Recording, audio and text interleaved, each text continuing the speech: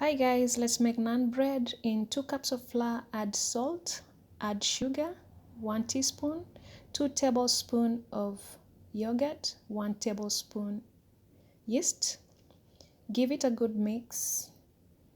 Add oil, 2 tablespoons. Keep mixing until your dough turns solid like this one. Once you're done, add some oil and cover it for about an hour to let it rise. Now our dough has risen, as you can see. We'll cut into small pieces and make small balls. Once it's ready, we're gonna make beautiful rounds like these ones and bake it.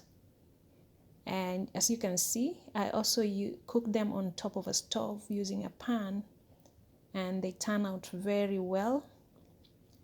Look at them, and they're so colorful. Once I'm done, I did put butter on top of my naan bread, and I also added some cilantro. At this time, the aroma is to die for, guys. It's really delicious. And share this recipe with your friends. It's very easy. And as you can see, the naan bread is very soft.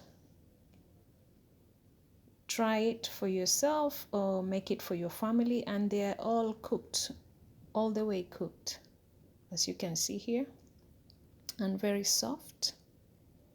So I took mine with meatballs. Thank you so much for watching.